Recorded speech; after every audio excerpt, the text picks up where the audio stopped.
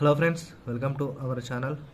మన ఛానల్ని first time వీక్షిస్తున్నవారు, అదేవిధంగా ఆల్రెడీ మన ఛానల్ని సబ్స్క్రైబ్ చేసుకున్నవారు అందరూ కూడా మన ఛానల్ వీక్షిస్తున్నారు. అందరూ కూడా వీడియోని కూడా అందరూ కూడా షేర్ చేయడానికి ప్రయత్నించండి. ఫస్ట్ టైం చూస్తున్న వారు అందరూ కూడా సబ్స్క్రైబ్ చేసుకొని, అదేవిధంగా బెల్ ఐకాన్ గంటను ఆన్ పెట్టుకొని వీడియో నచ్చినట్లయితే లైక్ చేయండి. అందరూ కూడా వీడియోని కూడా షేర్ చేయడానికి ప్రయత్నించండి.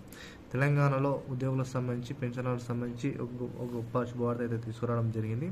అదేవిధంగా తెలంగాణలో ఉన్న రైతు భరోసా, అదేవిధంగా ఆసరా పెన్షన్లకు సంబంధించి పెన్షన్ విషయాలు ఈ యొక్క మూడు, అదేవిధంగా ఇందిరమ్మ ఇండ్లకు సంబంధించి ఈ యొక్క విషయాలు పూర్తిగా తెలుసుకోవడానికి ప్రయత్నిద్దాము.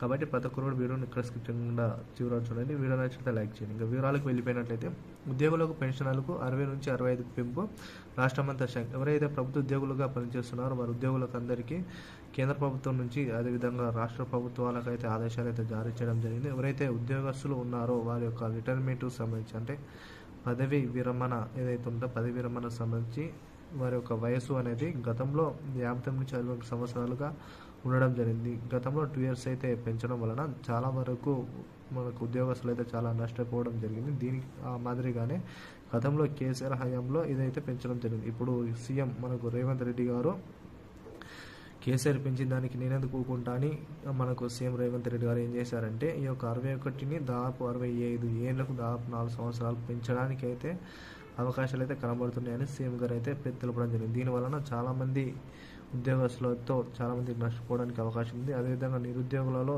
చాలామందికి కొరత ఏర్పడే ఉన్నది. చాలా వరకు జాబ్ క్యాలెండర్ ఇస్తామని చెప్పిన ప్రభుత్వం అయితే ఈ యొక్క రిటైర్మెంట్ వయసు అనేది పెంచడం వలన చాలామందికి అయితే ఉద్యోగ అవకాశాలు అయితే చాలా నష్టపోయే అవకాశం కనబడుతుంది.